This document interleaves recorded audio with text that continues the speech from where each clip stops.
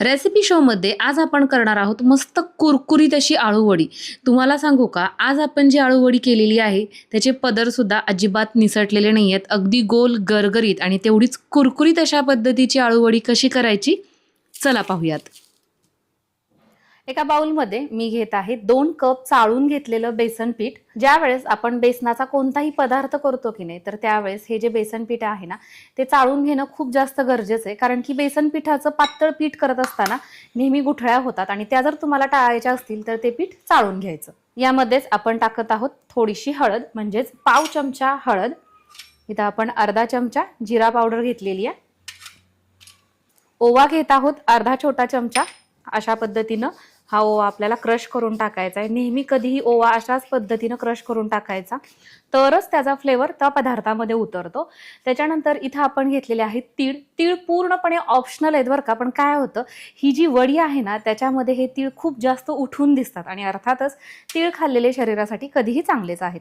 इथं मी लाल चटणी घेतलेली आहे, लसूण असलेली, चवीनुसार घ्यायची आहे. आता तुम्ही जर हिरव्या मिरचीचं इथं वाटण वापरलं तरीही चालेल. चवीनुसार मीठ. वड्या खाताना चरचरतात किंवा घशात गेल्यानंतर अशी खाज येते, ती खाज टाळण्यासाठी आपण 2 पदार्थ वापरू शकतो. त्यातील पहिला पदार्थ तो म्हणजे लिंबाचा रस. आणि जर लिंबाचा रस तुमच्याकडे नसेल तर याच्याऐवजी एवढा गूळ आणि एवढीच चिंच घ्यायची, पाण्यामध्ये भिजत ठेवायची आणि ते पाणी गाळून आपल्याला याच्यामध्ये ओतायचंय. तुमच्या सोयीनुसार तुम्ही कोणताही पदार्थ वापरू शकता. इथं मी एक मध्यम आपला पोहे खाण्याचा जो चमचा असतो तो चमचा हा लिंबाचा रस घेतलेला आहे आणि खूप सारी कोथिंबीर. आवश्यकतेनुसार पाण्याचा वापर करायचा आहे आणि याचं खूप जास्त घट्टसर नाही आणि खूप जास्त पातळसर नाही अशा पद्धतीचं एक बॅटर तयार करायचं आहे. तर ह्या अशा पद्धतीनं आपण याचं बॅटर तयार केलंय. बॅटर तुम्हाला दिसतंय खूप जास्त पातळसर आपण ठेवलेलं नाहीये.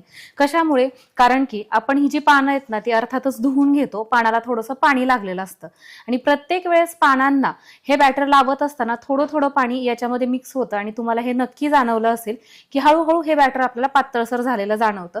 आणि आपलं हे बॅटर जेवढं घट्टसर असेल ना तेवढी आपली वडी टाईटपणे वळली जाते आणि त्याच्यामुळे मग आपल्याला पुढच्या ज्या प्रोसेस आहेत त्या जास्त इझी जातात. त्यामुळे सुरुवातीला करताना खूप जास्त पातळसर असं हे बॅटर करायचं नाहीये. आणि आणखीन एक गोष्ट, याच्यामध्ये मी आलं लसणाची पेस्ट वापरलेली नाहीये. तुम्हाला हवं असल्यास तुम्ही टाकू शकता. आता आपण पानांना पीठ लावतोय त्यावेळेस काय करायचं माहितीये का, अर्थातच ज्यावेळेस आपण पानं विकत घेतो सगळी पानं काही एकसारख्या आकाराची नसतात. तर त्याच्यामुळे जे मोठं आहे की नाही ते सगळ्यात खाली ठेवायचं आणि त्याच्यानंतर जी पानं लहान आहेत ती आतमध्ये ठेवायची. तर अशा पद्धतीने इथं याला धरायचं एक हाताने आणि असं हे पीठ पुसून घ्यायचं किंवा लावून घ्यायचं. बेसन पिठाची जी लेअर आहे ना ती खूप जास्त दाट ठेवायची नाही, हलकी अशी पातळसर अशा पद्धतीनेच आपल्याला हे लावून घ्यायचंय. सगळीकडे व्यवस्थित असं हे लागलं पाहिजे. आता याच्यावरती दुसरं पान.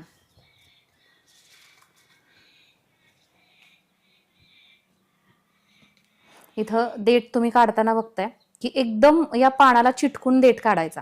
जर देठ थोडासा वरती शिल्लक राहिला ना तर हे असं वर वर वर वर जातं इथल्या साईडनं पान आणि मग तिथनं चिरतं किंवा मग ते असं छान पद्धतीनं आपल्याला वळवता येत नाही. तर त्याच्यामुळे देठ काढताना सुद्धा अगदी ह्या पानाला चिटकून काढायचा.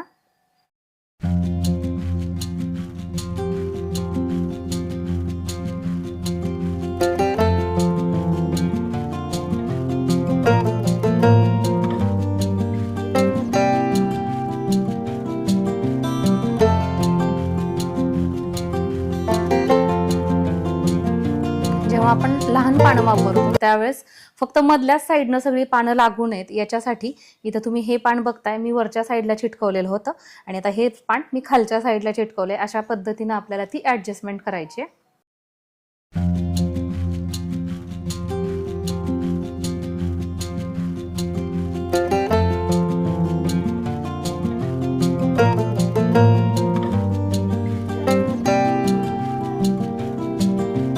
आता इथं मी साधारण एक 7 ते 8 पानं लावलेलेत.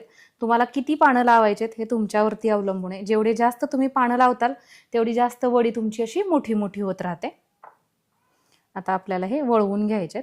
वळवत असताना शक्यतो काय करायचं, ह्या साईडनं वळवायचं ज्याला 2 टोकं आहेत ती साईड आणि अशा पद्धतीनं जेवढा होईल तेवढा चिटकून आणि एकसारखा असा घट्ट रोल करण्याचा प्रयत्न करायचा.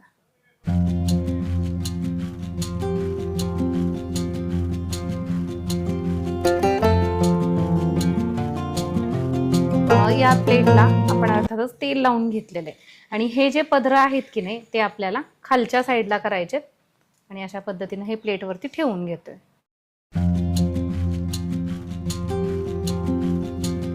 स्टीमरमध्ये आपण पाणी गरम होण्यासाठी ठेवलेलं आहे आणि पाण्याला उकळी आल्यानंतर याच्यामध्ये आपली ही प्लेट ठेवून घ्यायची, झाकण ठेवूयात आणि साधारण 12 मिनिटांसाठी मीडियम टू हाय फ्लेमवरती आपल्याला हे वाफवून घ्यायच्यात. तर इथे तुम्ही बघताय मस्त अशा आपल्या वड्या वाफवल्या गेलेल्या आहेत. याच्या आकारावरनं आपल्याला समजतं की ह्या वाफवल्या गेलेल्या आहेत किंवा दिसण्यावरनं.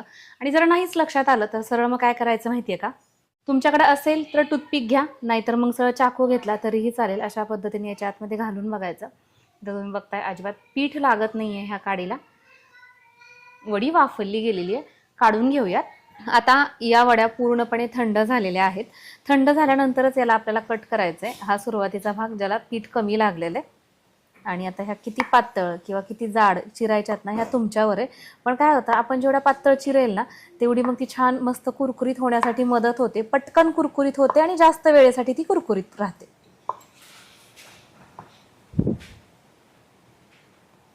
तर इथे तुम्ही बघताय छान दिसतायत ना. आणि ह्याच्या तरी ही जी आहे की नाही सगळ्यात ज्याच्यामध्ये कमी पानं होते की नाही ती वडी मी कट केलेली आहे. पुढच्या वड्या कट करून तुम्हाला दाखवते. याचे पदरं बघू शकता आतमधले. आणि ही अशा पद्धतीची आपण ठेवलेली आहे. खूप जास्त जाड नाही ठेवली, थोडी पातळच केली. वड्या कुरकुरीत करण्यासाठी आहे ना सुरुवातीला आपल्याला तेलाचं टेम्परेचर चांगलं गरम करून घ्यायचंय.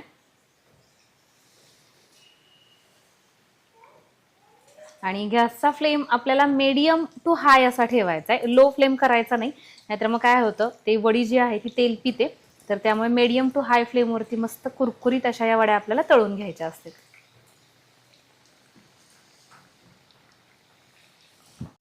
तर वडी तेलात गेल्यानंतर आहे ना साधारण एक 30 ते 40 सेकंदानंतरच आपल्याला याला हलवायचंय किंवा पलटी करून घ्यायचे.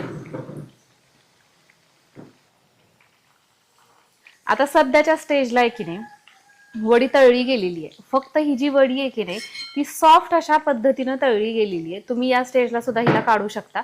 पण जर तुम्हाला कुरकुरीत आणि आणखीन थोडीशी खरपूस हवी असेल की नाही तर तुम्ही आणखीन थोड्या वेळ याला तळा. आता इथनं पुढं काय करायचं माहितीये का, आता एकतर तेलाचं पण टेम्परेचर वाढलेलं आहे, वडी सुद्धा तळली गेलेली आहे. त्यामुळे याला असंच ठेवायचं नाही, उलट याला कंटिन्युअसली हलवत राहायचं. म्हणजे काय होतं, वडीला एकसारखा रंगही राहतो, ती कुठेही करपत नाही आणि सोबतच छान कुरकुरीत सुद्धा होते. तर इथे तुम्ही आता बघू शकता छान असा याला डार्क खरपूस रंग आलेला आहे.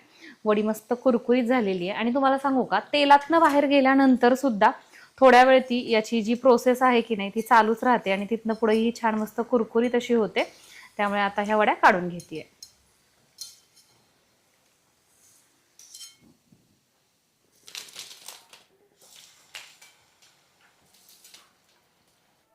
तर इथं तुम्ही बघताय छान मस्त कुरकुरीत अशा पद्धतीच्या आपल्या या वड्या तयार झालेल्या आहेत. आणि वडी तळताना सुद्धा तुम्ही बघितले की अजिबात पदरं सुटलेली नाही आहेत. अगदी एखाद दुसऱ्याच वडीचा पदर सुटलेला आहे. आणि कशा पद्धतीची कुरकुरीत झाली आहे बघा. आणखीन काय हवंय, झाली आहे ना भन्नाट